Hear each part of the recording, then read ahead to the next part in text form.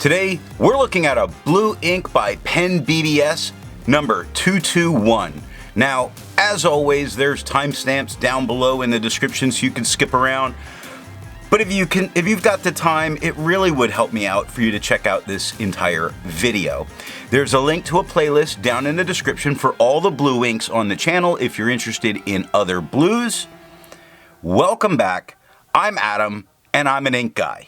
The first three writing samples are always done on Clairfontaine, Tomoe River, and Rhodia paper.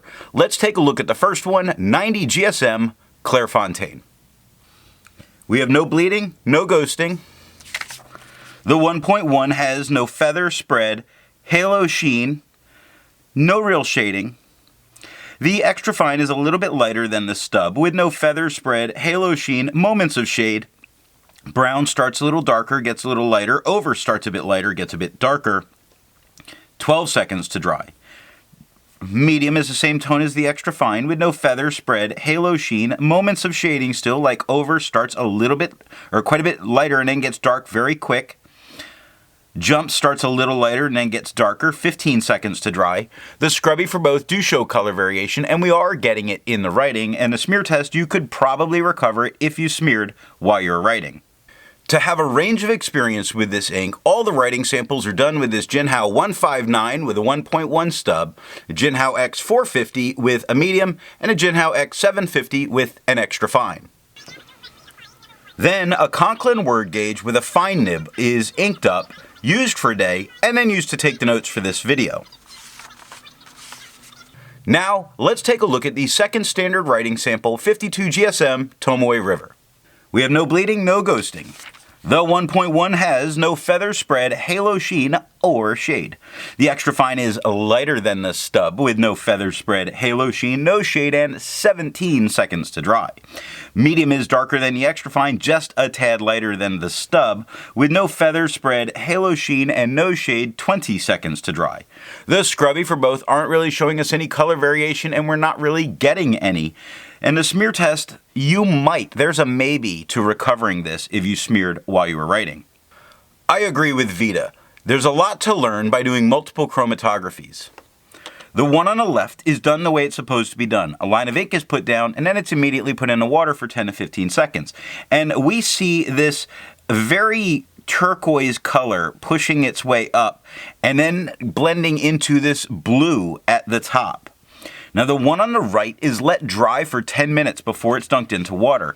And you see that turquoise is really forming a line across the bottom, giving us an idea that that might be a resistant tone.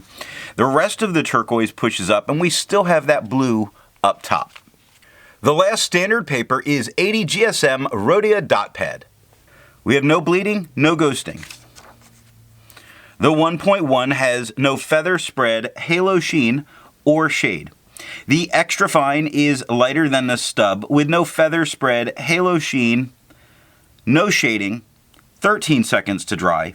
The medium is about the same tone as the extra fine with no feather spread, halo sheen. There's hints of some shading here. Like the looks darker than the word quick, where K is much darker than the rest of the word. 17 seconds to dry. Now the scrubby for both show us a little bit of color variation left to right, and we do get a little bit here.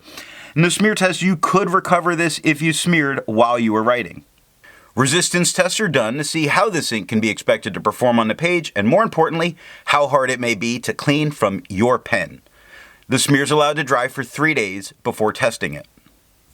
Looking at the highlighter, it performs fairly well. It would make me feel safe using it in a note-taking situation. Water is lifting all of the darkest tones off, but leaving quite a bit of that lighter blue still in place. Now, Pen Flush does everything that water does, a little bit more. You see much more of the white of the paper coming through. The 1/3 bleach solution is completely obliterating it off the page, but you only need water to get this out of your pen. Additional writing samples are done on different papers, changed up from video to video in order to really expand the experiences on different papers. And this paper is Apica CD notebooks. We have no bleeding, no ghosting. The 1.1 has no feather spread, halo sheen, or shade. The extra fine is just a tad lighter than the stub, with no feather spread, halo sheen. There is little bits of shading, like quick starts just a little bit darker, gets a little lighter, and then a little darker again. Brown starts darker and works its way lighter. 6 seconds to dry. Medium is the same tone as the extra fine, with no feather spread, halo sheen, still some shading, like over goes lighter to darker. The K in quick is quite dark compared to the rest of the word. 8 seconds to dry. The scrubby for both do show some color variation, and we are getting some up here. And the smear test says you could likely recover it if you smeared while you were writing. For the inks tested, the average viscosity was 2.5, with the realm of normal being from 2.1 to 2.9. PensBBS number 221 has a viscosity of 1.19, making this an incredibly wet ink. Now, if you're interested in how the viscosity is tested or how the bell curve's made, then there's a link down in the description to that video. The next paper we're going to look at, though, is black and red notebooks. We have no bleeding, no ghosting. The 1.1 has no feather spread, halo sheen, or shade. The extra fine is lighter than the stub, with no feather spread, halo sheen, no shade, and 5 seconds to dry. The medium is a little bit darker than the extra fine, not quite as dark as the stub. With no feather spread, halo sheen, it does show hints of shading, like over goes a little lighter to darker. The B in the brown starts off a bit lighter than the rest of the word, and the K in quick is pretty dark compared to the rest of the word. 6 seconds to dry. Now the scrubby for both don't really show color variation, although we are getting some, and the smear test, you could recover it if you smeared while you were writing. For the inks tested, the average dry time is 17 seconds, and the realm of normal is 13 to 21 seconds. PensBBS number 221 has an average dry time of 16 seconds, making it absolutely normal. The last writing sample is done on Franklin Christoph paper. We get no bleeding, no ghosting. The 1.1 has some feathering that's occurring. If you look in the 221, you see quite a bit of little feather spots. Not something that would stop most people from using this paper. It's got no spread, halo sheen, no shade. The extra fine is a tad bit lighter than the stub. It has no feather, spread, halo sheen, no shade, 3 seconds to dry.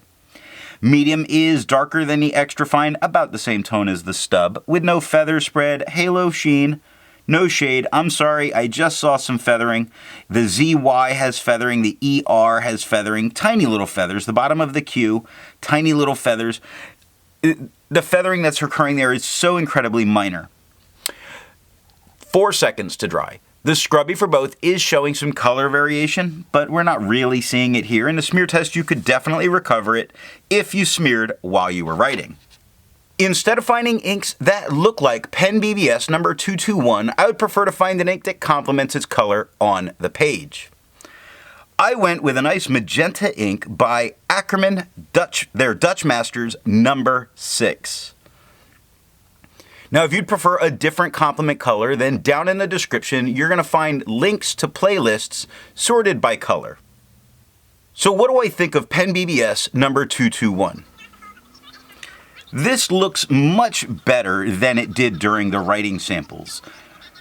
In much of the writing, it gave a light blue that isn't too light to comfortably read. It does give a little shading, but I think liking this ink will be more about liking the tone. So what nib and pen will give the best writing experience for this ink? I found that a wet fine darkened it up enough to make this really a much more pleasurable ink for me to use.